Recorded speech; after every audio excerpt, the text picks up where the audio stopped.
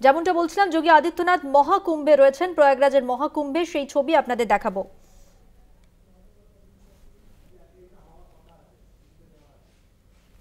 মহাকুম্ভে যোগী সরকারের মন্ত্রিসভার বৈঠক, যেখানে সরকারের 54 জন মন্ত্রী থাকবেন এবং মন্ত্রীরা ছাড়াও 130 জন ভিআইপি থাকার কথা এই বৈঠকে। এখানেই যোগী আদিত্যনাথ পৌঁছে গিয়েছেন।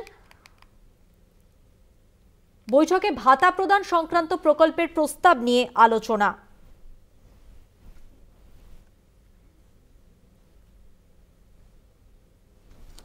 মহাকুম্ভের ছবি সরাসরি দেখাচ্ছি আপনাদের।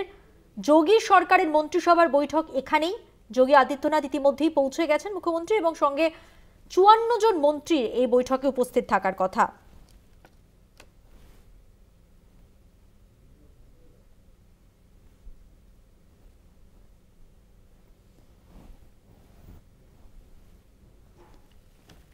এই বৈঠক সম্পর্কে আপনাদের জানিয়ে রাখবো, মন্ত্রিসভার এই বৈঠকে 54 জন মন্ত্রী থাকবেন। মন্ত্রীরা ছাড়াও 130 জন ভিআইপি থাকার কথা এই বৈঠকে। বৈঠকে ভাতা প্রদান সংক্রান্ত প্রকল্পের প্রস্তাব নিয়ে আলোচনা হবে। মহাকুম্ভে পুণ্যের ডুব দেবেন যোগী এখান থেকেই। এবং যে বৈঠকের কথা উল্লেখ করছিলাম আপনাদের,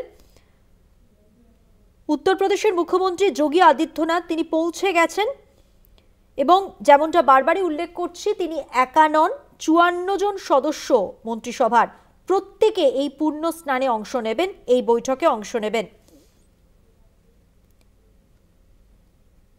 এই বৈঠক যা সংগঠিত হবে এখানে, এই বৈঠকের শেষেই সপারিষদ পুণ্য স্নানে অংশ নেবেন যোগী আদিত্যনাথ।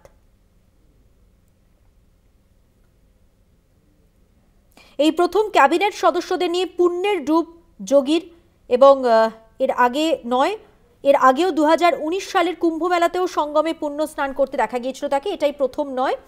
সঙ্গে ছিলেন আখড়া পরিষদের সভাপতি নরেন্দ্র গিরি ও অন্যান্যরা। আড়াইলের ত্রিবেণী সংকুলে ক্যাবিনেট বৈঠক। এর আগে ঠিক হয়েছিল মেলা কর্তৃপক্ষের অডিটোরিয়ামে বৈঠক হবে, কিন্তু পুণ্যার্থীদের ভিড়কে সমস্যায় না ফেলতেই স্থান পরিবর্তন করা হয়েছে। জানা যাচ্ছে ওই বৈঠকে রাজ্যের গুরুত্বপূর্ণ কিছু প্রকল্প এবং প্রস্তাব নিয়ে আলোচনা হবে।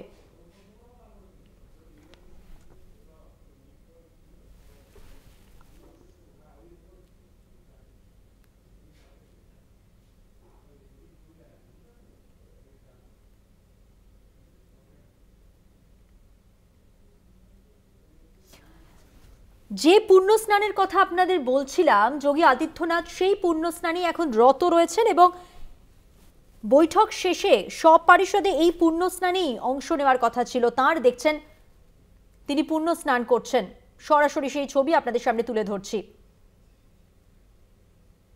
আরো একবার জানিয়ে রাখবো, মহাকুম্ভে পুণ্যের ডুব দিতেই আজকে গেছেন সপারিষদ উত্তরপ্রদেশের মুখ্যমন্ত্রী যোগী আদিত্যনাথ। দেখছেন সরাসরি তাঁর ছবি, সঙ্গে রয়েছেন মন্ত্রিসভার সদস্যরা।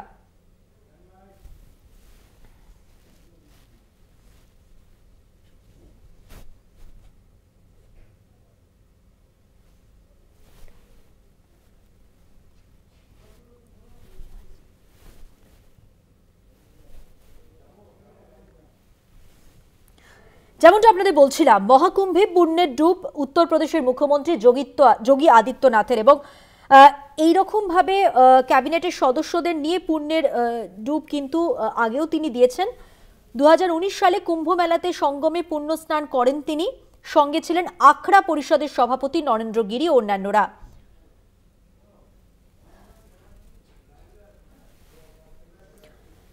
প্রয়াগরাজ থেকে সরাসরি রয়েছেন আমাদের প্রতিনিধি অনির্বাণ বন্দ্যোপাধ্যায়। কথা বলবো অনির্বাণদার সঙ্গে সরাসরি। অনির্বাণদা, যে ছবি আমরা দেখতে পাচ্ছি, যোগী আদিত্যনাথ সপারিষদ তিনি পুণ্য স্নানে রত, এই মুহূর্তে সেখানে কি ছবি আপনি দেখছেন?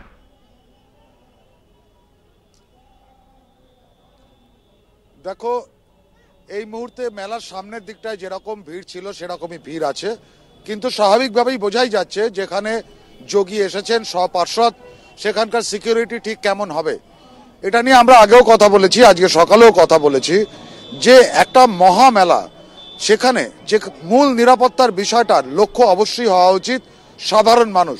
যারা ভারতের দূর দূরান্ত থেকে আসছেন, সেখানে একটা ক্যাবিনেট মিটিং ডেকে দেওয়া হলো। তার তো একটাই কারণ হতে পারে যে বিজেপি হিন্দুত্বের তাসটা খেলছে।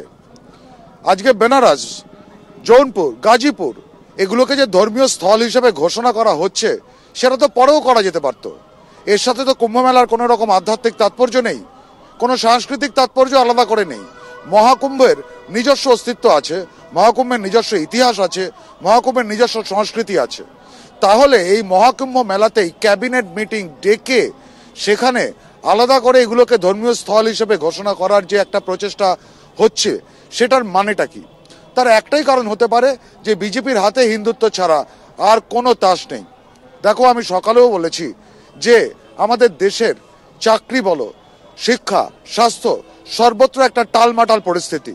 সুপ্রিম কোর্ট সরাসরি মোদী সরকারকে বলছে যে বিনামূল্যে রেশন নয়, চাকরির ব্যবস্থা করুন।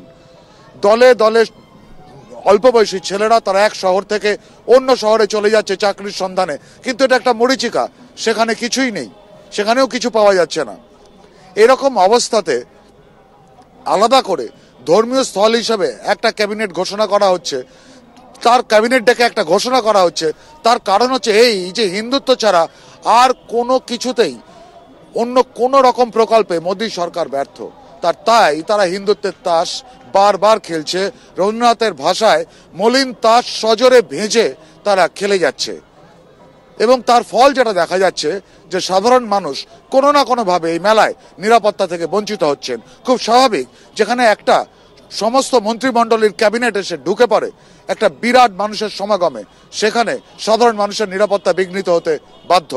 মধুবন্তী, ধন্যবাদ। কথা বললাম, আমাদের সঙ্গে প্রয়াগরাজ থেকে সরাসরি ছিলেন আমাদের প্রতিনিধি অনির্বাণ বন্দ্যোপাধ্যায়, এবং যে ছবি আপনাদের আমরা দেখাচ্ছি, যোগী আদিত্যনাথ তিনি পুণ্য স্নান সারলেন যেমনটা পূর্ব পরিকল্পিত ছিল, এবং অবশ্যই নিরাপত্তা ব্যবস্থা যথেষ্ট জোরদার করা হয়েছে এই সফরকে কেন্দ্র করে। এর আগেও 2019 সালের কুম্ভ মেলাতে সঙ্গমে পুণ্য স্নান করেন যোগী আদিত্যনাথ। এবারেও সপরিষদ অর্থাৎ মন্ত্রিসভার 54 জন সদস্যকে নিয়ে তিনি পুণ্য স্নান সারলেন। সেই ছবি সরাসরি প্রয়াগরাজ মহাকুম্ভের ছবি আপনারা দেখতে পাচ্ছেন।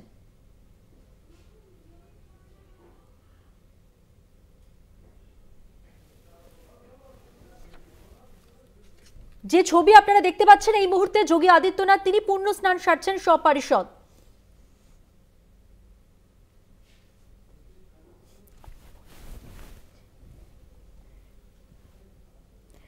মহাকুম্ভে পুণ্যের ডুব দিলেন উত্তরপ্রদেশের মুখ্যমন্ত্রী যোগী আদিত্যনাথ, তার সঙ্গে ক্যাবিনেটের 54 জন সদস্য।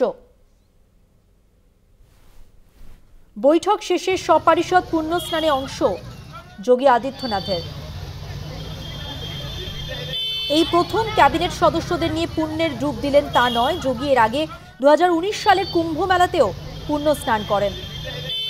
সেই সময় সঙ্গে ছিলেন আখড়া পরিষদের সভাপতি নরেন্দ্র গিরি এবং অন্যান্যরাও ছিলেন।